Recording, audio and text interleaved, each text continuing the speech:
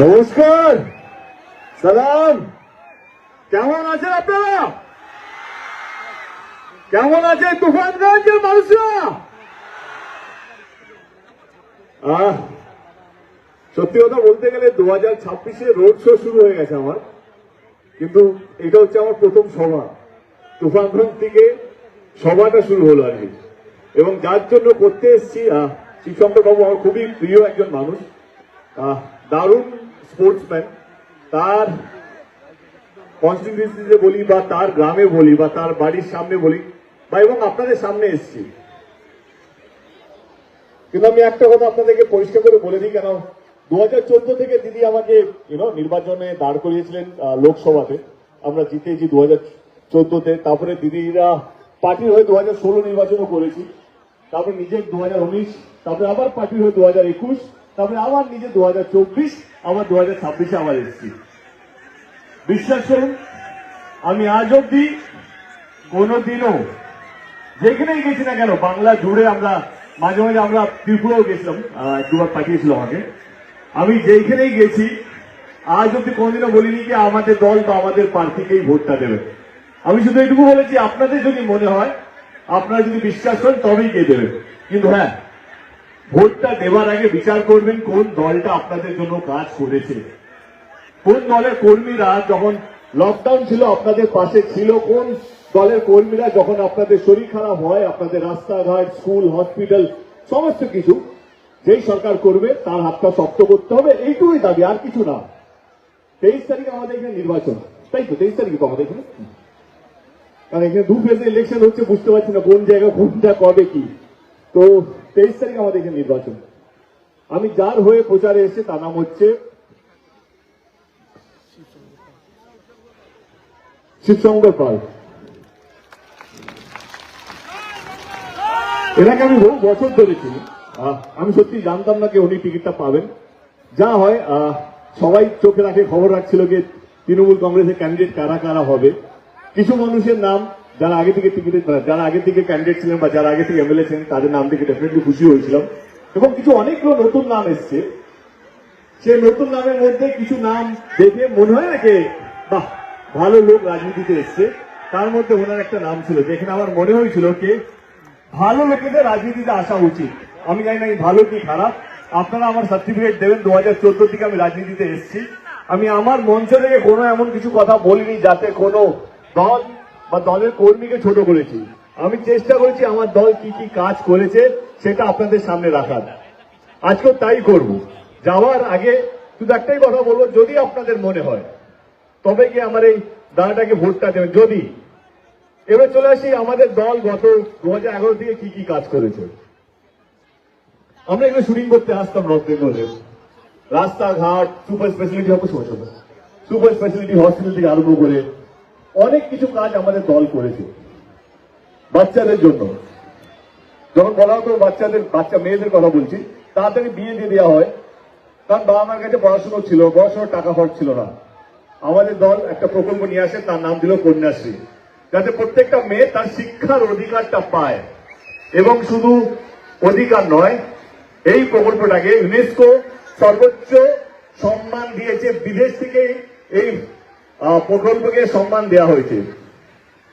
এবারে বিয়ের কথা বলি, যখন বাবা মা মেয়ের বিয়ে দিত তাদের কাছে টাকা থাকতো না, সেইখানেও আমাদের নেত্রী, আমাদের মমতা ব্যানার্জি তাদের হয়ে একটা প্রকল্প নিয়ে এসেছে যাতে তারা 25,000 টাকা করে পায়। আগে স্বাস্থ্য সুপার স্পেশালিটি হসপিটাল ডিস্ট্রিক্টে ছিল না। এখন আমি আমার ঘাটালের কথা বলি, আমার ঘাটাল কনস্টিটিউয়েন্সিতে মিনিমাম 3টে থেকে 4টে সুপার স্পেশালিটি হসপিটাল আছে। আই এম শিওর নর্থ বেঙ্গলে অনেকগুলো সুপার স্পেশালিটি হসপিটাল হয়েছে, হয়তো আইটিআই কলেজ হয়েছে, পলিটেকনিক হয়েছে। এবার একটা কথা বলুন, আমরা সবাই শিক্ষিত আমি মনে করি, এবং বাংলার প্রত্যেকটা মানুষ রাজনীতি বোঝে, এটুকু আমি বিশ্বাস করি। এবারে আপনারা বুঝুন ভোট দেওয়ার আগে কোন দলটা মানুষকে ভালো রাখা রাজনীতি করে আর কোন দলটা ধর্মীয়, মানুষকে ধর্ম দেখিয়ে আলাদা করে, এটা আপনাদেরকে ভাবতে হবে। আপনারা কি চান? আমার এখনো মনে আছে যখন লকডাউন হয়েছিল করোনার সময়, একমাত্র মুখ্যমন্ত্রী আমাদের রাজ্যের, তিনি রাস্তায় নেমেছিলেন, নেমে দেখেছিলেন, ডিস্ট্রিক্ট ঘুরেছিলেন যে মানুষ ভালো আছে কি নেই। তাদের ওরকমই তো মুখ্যমন্ত্রী চাই, যখন আপদ বিপদ হবে আপনাদের নেত্রী, আপনাদের চিফ মিনিস্টার, আপনাদের মুখ্যমন্ত্রী যেন আপনাদের পাশে থাকে, ঘরের মধ্যে নয়। আমি দলের হয়ে বলে দলে আছি বলে বলছি না, আমি দিদিকে খুব কাছ থেকে দেখেছি এবং আমি জানি যে দিদি মানুষকে নিয়ে কতটা ভালোবাসে এবং মানুষকে ভালো রাখার চেষ্টা করে। এখন রাজনীতি হয়ে গেছে কে হিন্দু কে মুসলিম, এখন রাজনীতি হয়ে গেছে কোথায় মন্দির হচ্ছে বা কোথায় মসজিদ হচ্ছে। এই ইলেকশন, এই নির্বাচন কোথায় মন্দির হচ্ছে বা কোথায় মসজিদ হচ্ছে এটার জন্য নয়। এই নির্বাচন হচ্ছে কিভাবে মানুষকে ভালো রাখা যায়, এই নির্বাচন হচ্ছে কতগুলো স্কুল হচ্ছে, এই নির্বাচন হচ্ছে কতগুলো হসপিটাল হবে, গ্রামে গ্রামে রাস্তা হবে, মানুষ যেন জল খাবার মাথার ছাদ যেন সুস্থভাবে পায়। এই নির্বাচনটা সেই নির্বাচন। 23 তারিখে আমাদের এখানে নির্বাচন। আমি আবার বলছি, আমি আপনাদেরকে জোর করব না, কিন্তু এইটুকু বলবো, ভোট দেবার আগে একবার চোখ বন্ধ করে ভাববেন যে কোন দল শুধু ভগবানকে এগিয়ে রাখে না কোন দল মানুষকে এগিয়ে রাখে, মানুষকে ভালো রাখার চিন্তা ভাবনা করে, মানুষকে বাঁচিয়ে রাখার চেষ্টা করে, মানুষকে আগলে রাখার চেষ্টা করে। যখনই আপনারা দেখবেন যেই দল মানুষকে আগলে রাখার চেষ্টা করছে, মানুষকে ভালোবাসার চেষ্টা করছে, মানুষকে বাঁচিয়ে রাখার চেষ্টা করছে, যেই ধর্মেরই হোক না কেন, পরিষ্কার দেখতে পাবেন তৃণমূল কংগ্রেস জল করে জ্বলছে। সেখানে কোনো দ্বিধা নেই, সেখানে কোনো সেকেন্ড ওপিনিয়ন বা সেকেন্ড অপশন নেই। একমাত্র দল, তার নাম হচ্ছে তৃণমূল কংগ্রেস, আর একমাত্র নেত্রী, তার নাম হচ্ছে মমতা ব্যানার্জি।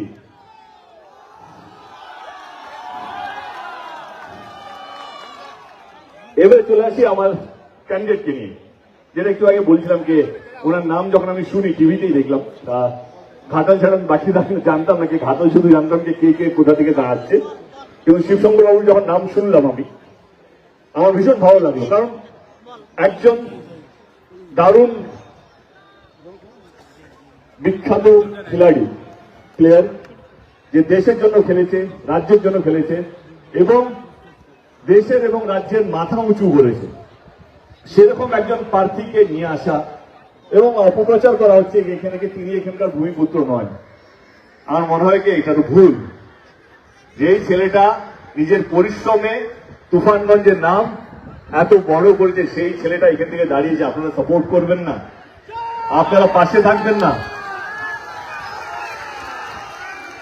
আমি আমার দলের কর্মীদেরকে বলতে চাই, তুফানগঞ্জের কর্মীদের, কারণ আমি নিজেও এমপি, বুঝতে পারি অনেক লোক দাদা আছে, অনেক লোক আছে, কেউ কাজ করবে কেউ কাজ করবে। আমি সবাইকে একটাই অনুরোধ করছি, জিতলে মাথা উঁচু করে জিতবো, আর যদি হারিও মাথা উঁচু করে হারো, পিছন দিকে কাউকে আমরা ছড়িয়ে মারবো না। কারণ অনেকেই আছে যারা ভাববে হয়তো না এইটা ওইটা,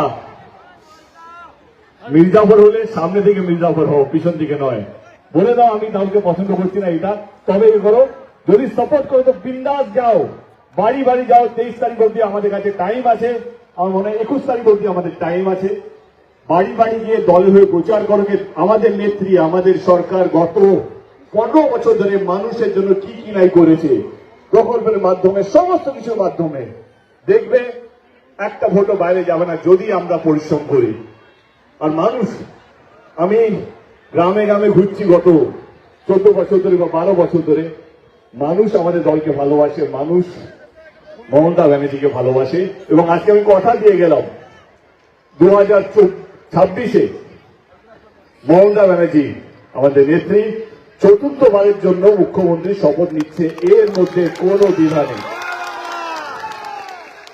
রইল কটা সিট পাবো এটা নিয়ে যদি আলোচনা হয়, আমার মনে হয় এইটুকু বলতে পারি, গতবারের থেকে 2021-এর থেকে 2026 অন্তত কম করে একটা সিট হয়তো বেশি পাবে, তার থেকে একটা সিট কম পাবে না।